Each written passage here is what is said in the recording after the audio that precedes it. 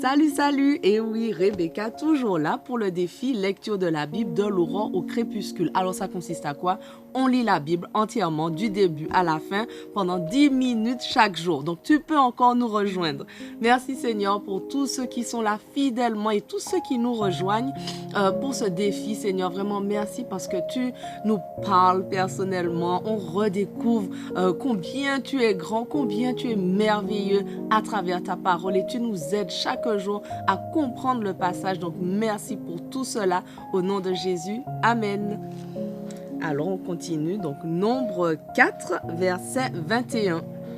L'Éternel parla à Moïse et dit, « Fais aussi le recensement des descendants de Gershon selon leurs groupes familiaux et leurs familles.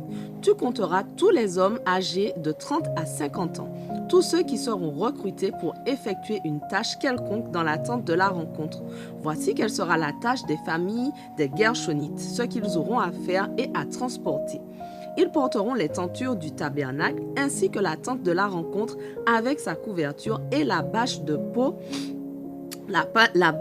de dauphin qui se met par-dessus, le rideau de l'entrée de la tente de la rencontre, les toiles du parvis avec le rideau de la porte du parvis qui entoure le tabernacle et l'autel, leur cordage et tous les ustensiles qui en dépendent.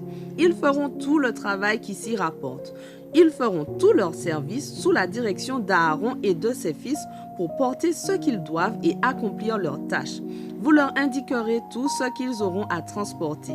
Tel est le service des familles des Gershonites concernant la tente de la rencontre. Ils l'accompliront sous la direction d'Ithamar, fils du prêtre Aaron. Tu feras aussi le recensement des descendants de Merari par famille et par groupes familiaux.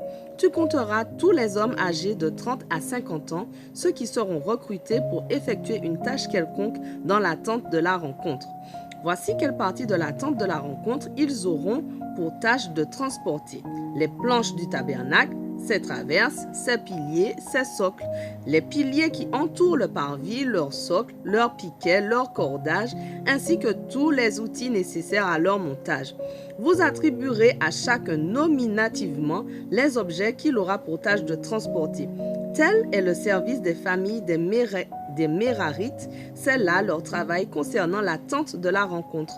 Ils l'accompliront sous la direction d'Ithamar, fils du prêtre Aaron.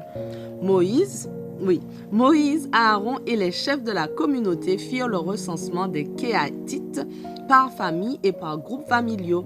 Ils dénombrèrent tous les hommes âgés de 30 à 50 ans, ceux qui devaient être recrutés pour accomplir une tâche quelconque dans la tente de la rencontre. L'effectif total de leur famille était de 2750. Tel fut le contingent des familles des Kéaïtes qui avaient tous un service à effectuer dans la tente de la rencontre. Moïse et Aaron en firent le recensement comme l'Éternel l'avait ordonné à Moïse. Les descendants de Gershon recensés de la même manière étaient au nombre de 2630. Ceux des descendants de Merari, 3200. Le nombre total des Lévites recensés par Moïse, Aaron et les chefs d'Israël par famille et par groupes familiaux, âgés de 30 à 50 ans et qui devaient être recrutés pour accomplir leurs tâches dans la tente de la rencontre, était de 8580. Sur l'ordre de l'Éternel, Moïse assigna à chacun le service qu'il devait accomplir et ce qu'il devait transporter comme l'Éternel le lui avait ordonné. Nombre 5. L'Éternel parla à Moïse et dit, « Ordonne aux Israélites de renvoyer du camp tous ceux qui ont une maladie de peau à caractère évolutif ou une gonorrhée, ainsi que tous ceux qui se sont rendus rituellement impurs par le contact d'un cadavre. Vous renverrez les hommes comme les femmes et vous les reléguerez à l'extérieur du camp pour qu'ils ne rendent pas impurs leur camp au milieu duquel j'habite. » Les Israélites obéirent et renvoyèrent ces gens à l'extérieur du camp comme l'Éternel l'avait ordonné à Moïse. L'Éternel parla à Moïse en ces termes. Dis aux Israélites, si un homme ou une femme cause du tort à quelqu'un d'autre, il se rend infidèle à l'égard de l'Éternel et doit être tenu pour coupable. Il avouera le péché qu'il a commis et restituera à la personne à qui il a causé du tort ce dont il l'a lésé en y ajoutant 1/5 de sa valeur. Si la personne lésée est décédée et n'a pas d'héritier pour recevoir réparation, Tout ceci sera donné à l'Éternel, c'est-à-dire au prêtre, en plus du bélier expiatoire par lequel le prêtre accomplira le rite d'expiation pour le coupable. Tout don spécial prélevé sur les choses saintes que les Israélites présenteront au prêtre appartiendra à celui-ci. Chaque prêtre pourra disposer des choses saintes qu'on lui donnera. Elles lui appartiennent. L'Éternel parla à Moïse en ces termes. Dis aux Israélites, voici ce que vous ferez si une femme trompe son mari et lui est infidèle. Si un autre homme a couché avec elle sans que son mari en ait la certitude parce que cela s'est fait en cachette et qu'il n'y a aucun témoin pour déposer contre elle et sans qu'elle ait été surprise en flagrant délit. Lorsque la jalousie s'emparera de son mari et qu'il soupçonne sa femme, qu'elle se soit effectivement rendue impure ou non, il la fera comparaître devant le prêtre et présentera pour elle 3 kg de farine d'orge en offrande. Il n'y versera pas d'huile et n'y mettra pas d'encens car c'est une offrande de jalousie, une offrande qui rappelle le souvenir d'une faute. Le prêtre fera approcher la femme et elle se tiendra devant l'Éternel.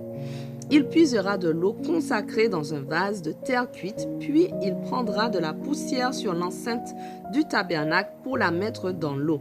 Il placera la femme debout devant l'Éternel, lui dénouera la chevelure et lui remettra entre les mains l'offrande rappelant la faute, c'est-à-dire l'offrande de jalousie, mais lui-même gardera en main l'eau amère qui porte la malédiction. Ensuite, il fera prêter serment à la femme en lui disant, « Si un autre homme n'a pas couché avec toi et que tu ne t'es pas rendu impur en trompant ton mari depuis que tu es marié, alors que cette eau amère qui porte la malédiction ne te fasse encourir aucun châtiment. Mais si au contraire, étant marié, tu as trompé ton mari, et si tu t'es rendu impur en partageant la couche d'un autre homme, tu jures de prendre sur toi les imprécations suivantes. Que l'Éternel te livre à la malédiction et à l'exécration au milieu de ton peuple, qu'il fasse dépérir tes cuisses et enfler ton ventre, que ces eaux de malédiction pénétrant en toi produisent cet effet. » La femme répondra, « Oui, qu'il en soit ainsi. » Le prêtre mettra ces imprécations par écrit et les dissoudra dans l'eau amère. Puis il fera boire cette eau amère et porteuse de malédiction à la femme et l'eau pénétrera en elle. Le prêtre prendra des mains de la femme l'offrande de jalousie avec laquelle il fera le geste de présentation devant l'Éternel et la portera à l'autel. Il en prendra une pleine poignée comme mémorial et la fera brûler sur l'autel. Après cela, il fera boire l'eau à la femme. Si elle s'est effectivement rendue impure en étant infidèle à son mari, il arrivera que l'eau porteuse de malédiction pénétrera en elle pour y produire l'amertume. Son ventre enflera et sa cuisse dépérira. Et cette femme sera maudite au milieu de son peuple. Mais si la femme ne s'est pas rendue impure, si elle est vraiment pure, elle n'éprouvera aucun mal et pourra encore avoir des enfants. Telle est la loi concernant la jalousie quand une femme mariée trompe son mari et se rend impure ou quand la jalousie s'empare d'un homme et qu'il soupçonne sa femme d'infidélité. Il la fera comparaître devant l'Éternel et le prêtre lui appliquera intégralement cette loi. Le mari sera alors tenu pour innocent de la faute et c'est la femme qui en portera la responsabilité. Nombre 6. L'Éternel parla à Moïse en ces termes. Dis aux Israélites, lorsqu'un homme ou une femme se consacre d'une manière spéciale à l'Éternel, en faisant vœu de consécration, il s'abstiendra de vin et de boissons fermentées. Il ne consommera ni vinaigre de vin, ni vinaigre d'une autre boisson enivrante. Il ne boira pas de jus de raisin et ne mangera pas de raisin, qu'il soit frais ou sec.